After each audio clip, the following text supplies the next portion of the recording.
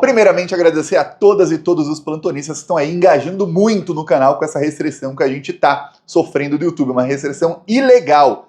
E lembrar que o primeiro engajamento é exatamente chegar ao vídeo, que é clicar na notificação ou clicar no vídeo quando o YouTube recomenda, e agora está recomendando 70% menos do que recomendava antes da restrição. Restrição, recordo aí vocês, sem aviso, sem e-mail, uma restrição ilegal, é um shadow ban que o YouTube fez aí 2 dias depois de uma reunião do Bolsonaro e do PL com a cúpula do YouTube. Coincidência ou não? Pois bem, agora falar aqui da situação dele mesmo, do Bolsonaro, que tá piorando, viu?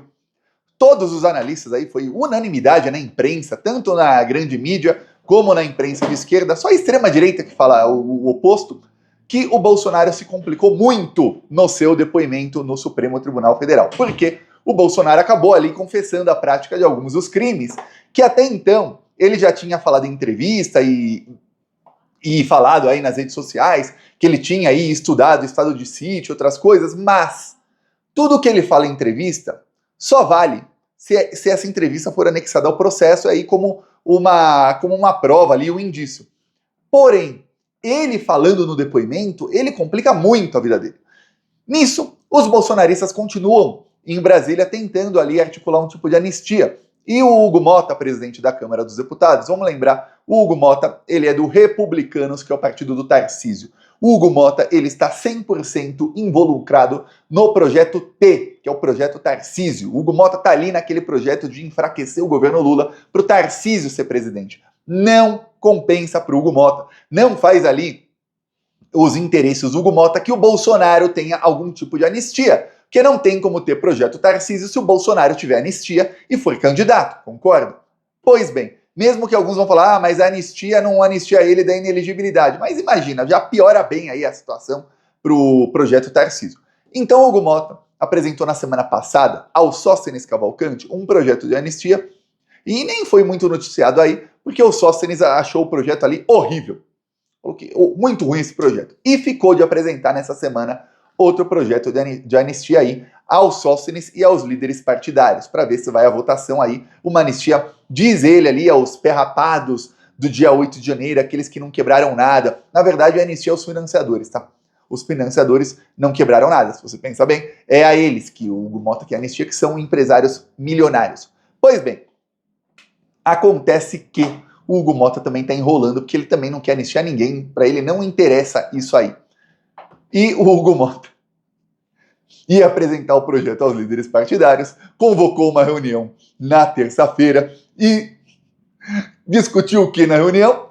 Discutiu uma bomba do Flávio Dino. O Flávio Dino jogou uma bomba que estilhaçou todo mundo lá em Brasília, a ponto de que até o projeto de anistia foi pro ralo aí, as discussões do projeto de anistia, porque o Hugo Mota ficou furioso e apavorado ao mesmo tempo. O que fez o Flávio Dino? Você deve estar se perguntando. Pois bem, em pleno dia de depoimento de Jair Messias Bolsonaro, de general, de almirante, de um monte de bandido ali no Supremo Tribunal Federal, o Flávio Dino tomou a decisão aí de bloquear, de suspender 9 bilhões e 300 milhões de reais em emendas da saúde e mandar fazer uma investigação. Ele mandou aí os órgãos todos aí investigarem esses bilhões de emendas. Segundo o Flávio Dino, pelo menos 3 bilhões desses 9 aí foram enviados num chamado orçamento secreto, ele chamou até de orçamento paralelo, ele chamou de orçamento secreto paralelo.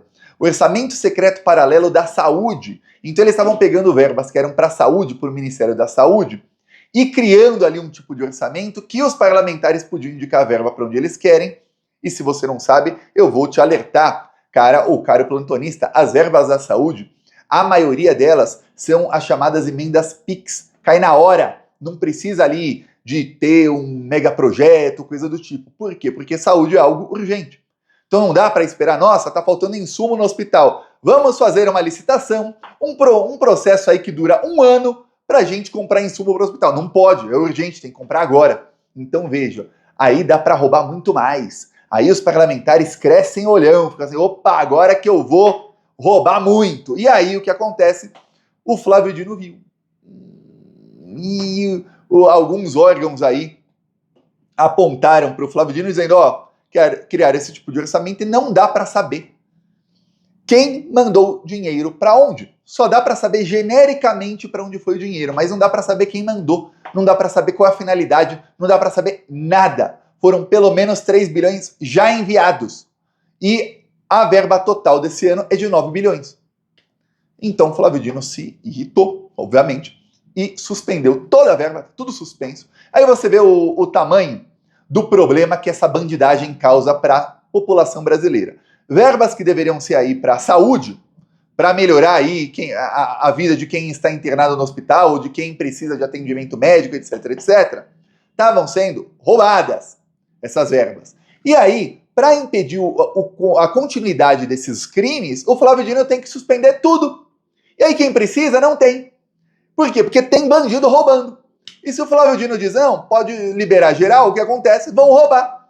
E muitas vezes roubam todo o dinheiro. Todo o dinheiro. Tem o ex-vice-líder do governo Bolsonaro, Bolsonaro não tem mais governo, né, felizmente, que era o Josimar Maranhãozinho. Ele roubou 10 milhões da saúde, mas ele roubou todo o dinheiro. Ele pegou um orçamento de 10 milhões, uma verba de 10 milhões, e ele roubou tudo. Ele não é nem o rouba, mas faz. Não, ele rouba e não faz nada. Tem uns criminosos, e aí dou exemplo que aí, olha, Arthur Lira ali, num caso horrível lá em verba de educação no governo Bolsonaro, que ele mandou 40 milhões para comprar uns kits de robótica para criancinhas superfaturados. Mas estava lá o kit de robótica pelo menos. O problema é que ele mandou para escolas que não tinham nem condição de ter aqueles kits, porque precisava de internet, precisava de computador, e as escolas não tinham, algumas escolas não tinham nem teto, muito menos computador ou internet. Tá, bem cruel aí. Mas alguém poderia dizer, olha, ele rouba, mas o kit tá lá. Se você manda para outra escola, tá lá o kit. Erradíssimo, ladrãozão, deveria estar preso, mas nesse caso aí, das verbas da saúde, muitas vezes é o rouba e nem fazer o cara faz. Aí, olha só, Flávio Dino pegou e mandou agora abrir investigação. Então prepare-se que o Tribunal de Contas da União, a Controladoria Geral da União e a Polícia Federal vão investigar isso. O Hugo Mota teve crises aí na segunda-feira à noite, quando ele foi avisado que teria uma decisão. Na terça-feira, quando saiu a decisão, aí ele teve crises, aí convocou os líderes partidários. Imagine você, o senhor Sóstenes Cavalcante, líder do PL, chegando lá pensando, vamos falar aqui sobre anistia, e recebendo a péssima notícia de que o papo de hoje, a nossa pauta aqui é Flávio Dino. Não é anistia não, esquece a anistia. É Flávio Dino a pauta aqui. O que a gente vai fazer? Hugo Mota, então, avisou a ministra Gleisi Hoffmann que ele e os parlamentares aí da direita, vamos lembrar, a Globo chama de centrão, e a Globo usou essa denominação, e a esquerda inteira usa, e eu uso aqui para você entender, mas eles são todos de direita, tá? É o direitão. Então esses deputados de direita estão com a opinião de que tem o dedo do governo Lula nessas investigações aí, nessas medidas do Flávio Dino, e de que ele avisou aí a Gleisi de que tem que parar isso aí, porque isso está causando aí uma tensão entre os poderes. Vi até notícia em site de esquerda dizendo que isso tensionou a relação entre os poderes. Olha, o STF não pode mais investigar bandido? O pessoal tá roubando dinheiro público, tá descumprindo. O Flávio Dino deu ordens expressas de que o orçamento não pode ser secreto. Aí os caras criam um orçamento secreto paralelo ao que já existia.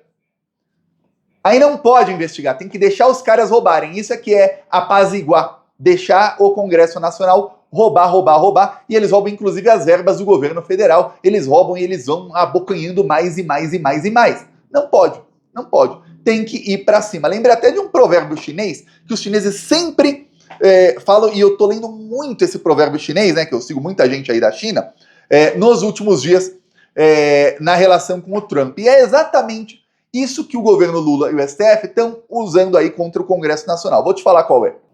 Há mais de 2.000 anos, durante a Era dos Reinos Combatentes, 7 grandes reinos estavam em guerra entre si na China, e o autoritário reino Qin invadiu seus vizinhos e os outros reinos foram forçados a ceder seus territórios. Então ele queria mais e mais e mais território. Como resultado, Qin era tão ganancioso que, quanto mais os outros lhe cediam, mais ele os invadia. Essa história é a origem do antigo ditado chinês: servir a Qin com terras é como apagar o fogo com lenha. Se a lenha não acabar, o fogo não se apagará. A história nos ensina que o apaziguamento não traz paz e a rendição não será respeitada. Esse provérbio foi dito aí pelo porta-voz do governo chinês sobre o Donald Trump faz 3 dias, tá? E está sendo repetido aí por muitos chineses aí que eu conheço ao longo dos últimos meses. Isso pode ser aí refletido no Congresso Nacional com as verbas públicas. Eles vão abocanhando parte do orçamento, aí eles abocanham parte do orçamento da União, parte do orçamento daqui, de um ministério A, B, C, e vão abocanhando e mais, e eles querem roubar. Se tiver apaziguamento, que é o que o Gilmar Mendes fez em 2023, anular uma investigação contra o Eduardo Cunha, o que acontece? Eles vão mais para cima. Você está alimentando o fogo com lenha, porque esses bandidos não vão parar de roubar. Então o Flávio Dino entende que não tem apaziguamento. Thiago, eu acredito que não tem dedo nenhum do governo Lula nas decisões do Flávio Dino. O governo Lula não tem nenhuma aí intenção de ficar jogando lenha na fogueira, que é deixar o Congresso Nacional mais bravo. Porém, o Flávio Dino entende que jogar lenha na fogueira é tentar apaziguar. Então ele está indo para cima. Os parlamentares já começaram a ameaçar o governo Lula, dizendo que, olha, aí a pauta que o governo Lula quiser aprovar, a gente vai travar essas pautas. Porque eles estão com medo de bater de frente com o STF. Agora, eles perceberam que eles perceberam que se eles batem de frente, eles vão acabar presos mais rápido, talvez. Então, eles querem bater de frente com o Lula, o que vai de encontro ao projeto T, que é o projeto que o Hugo Mota quer, que é o projeto Tarcísio. Se ele atrapalha o governo Lula, é pior para o governo Lula, melhor para o Tarcísio e para o projeto dele. Então o Hugo Mota usa uma decisão que ele provavelmente sabe, ele ligou aí para a ministra Gleisi, segundo a imprensa, nenhum dos dois confirmaram, mas a imprensa diz aí, e se a imprensa diz é porque a fonte deve ter sido o próprio Hugo Mota, tá? Ele ligou para falar, eu tenho certeza que isso tem o dedo do governo. Por quê? Porque ele aponta que ele sabe que não é, para depois ele retaliar o governo em algo que não tem nada a ver com o governo Lula. É isso. E aí algum vai falar, mas Thiago, o Flávio Dino vai para cima desses bandidos do Centrão e aí sobra pro Lula. Só que o Lula colocou o Flávio Dino lá sabendo que ele é para cima dos bandidos. O Lula sabia que o Flávio Dino não vai ficar afinando para bandido. E se peitarem ele, ele vai trucar, vai dobrar a aposta. Como faz o Alexandre de Moraes, inclusive, aí com os golpistas. Então, agora os bandidos do Centrão não estão tentando peitar o Flávio Dino, falam aí em peitar o governo Lula. O problema é que o Lula jogou uma arapuca pro Hugo Mota, que ele tá há 2 semanas, ele assim, e até a Rede Globo, batendo cabeça, sem saber o que fazer. O que fez o Lula? O Lula precisava ali de 25 bilhões de arrecadação. Então o Haddad aumentou o IOF. O IOF é um imposto aí que quem viaja para fora do país e compra dólar, ou euro, qualquer outra moeda, paga IOF. Vai falar, caramba, eu vou pagar 2 ou 3% a mais de imposto. Só que o alvo não são essas pessoas, não. O alvo são os bilionários que fazem investimentos no exterior e têm que pagar IOF. Esses caras estão por aqui. Por isso que a Rede Globo tá batendo forte aí nessa medida do Lula e tal. E a maioria da população não tá nem aí para isso. Ninguém tá nem aí para isso. Nem é só ver os posts aí da Globo sobre isso. Nenhum deles viraliza, não tem comentário de gente indignada nem nada. E aí, o Haddad se reuniu aí em pleno domingo à noite com o Hugo Mota, antes da decisão do Flávio Dino, e falou, olha, tem um problema aqui que são os incentivos fiscais. A gente está dando 830 bilhões em incentivos fiscais aí para empresas que não precisam de incentivo algum. E estão só embolsando essa grana, que é grana pública, que estão deixando de pagar imposto. Então, vê isso aí que a gente consegue 25 bilhões assim, ó. Fácil. Fácil. Pois bem, 2,5% de 80 bilhões já dá aí o que... De 830 bilhões, aliás, já dá aí o que eles precisam. 2,5% só. De todos esses incentivos. Aí, saíram ali com um acordo para o governo fazer um novo decreto, tirar ali a parte do IOF, e o governo fez e começou a taxar alguns investimentos. Só que os bilionários do agro ficaram bravos, porque eles fazem esse investimento, que é a LCI e a LCA. E aí, vai taxar os bilionários do agro em 5%? Ele começou a taxar de 0%, vai taxar 5% o lucro, né? Do investimento. A pessoa colocou lá 100 mil, ganhou 1.000, 5%. Mas os bilionários colocam 1 bilhão, 5% do lucro que eles vão ganhar é muito para eles, né? Ele fala, aí não pode. Aí o Hugo Mota já falou, não dá para ser dessa maneira não, temos que ver outra maneira. Só que ele não sabe o que fazer. Porque enquanto eles discutem, tá valendo a medida do Haddad. E o governo já arrecadou 5 bilhões com a medida do Haddad. Então tá dando certo, ele vai arrecadar mais do que os 25 que ele queria, tá? E o governo está empurrando com a barriga, o Hugo Mota está batendo cabeça, só que agora ele tem uma preocupação maior, que é mais uma investigação aí, pegando um crime recente dele e dos bandidos do Centrão com verbas à saúde. E aí essa investigação vai descobrir, olha, anota o que eu estou falando, vai descobrir que parte desses 3 bilhões eles roubaram. E aí vamos chamar a Polícia Federal, obviamente, vão acionar, para ver quem roubou. E aí vai chegar em quem? Adivinha?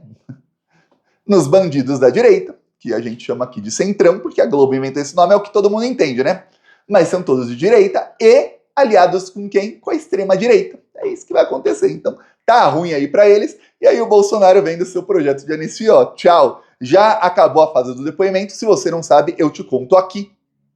A próxima fase do processo do Bolsonaro, que o Alexandre de Moraes vai dar prazo agora, é a fase de diligências. Então, as defesas terão 5 dias úteis, tá? Então, dá uma semana para apontar quais diligências querem que sejam tomadas. Por exemplo, olha, queremos que colha a prova não sei onde, precisamos das provas tais, tais e tais, que só a polícia pode colher, por exemplo, que é para provar que alguém é inocente e a acusação, os inocentes tentando provar os inocentes, e a acusação, a PGR, pode pedir diligências também no âmbito do processo, nesses mesmos 5 dias, contra os réus. E aí, acabada essa fase, demora um tempinho para as diligências serem cumpridas, acabada essa fase, já vai para as alegações finais. E aí as defesas vão ter 10 dias para as alegações finais, e aí já vai para o julgamento. Lembremos que tem o recesso judiciário em julho. Se não, isso já seria julgado agora em agosto, tá? Então, agora vai ter essa parte de diligências. As diligências podem ser tomadas pela polícia ou por quem quer que seja durante o recesso judiciário. Acabado o recesso, vamos para a parte de alegações finais. 10 dias, isso vai ser aí no meio de agosto. E aí, fim de agosto, máximo começo de setembro, estarão todos presos. É isso que vai acontecer com eles. Eu peço a inscrição no canal dos poucos que conseguiram chegar aqui no vídeo. Se você já é inscrito ou inscrita, como quase todo mundo que está assistindo, peço aí que você se lembre de curtir o vídeo e de fazer o seu comentário. Falou!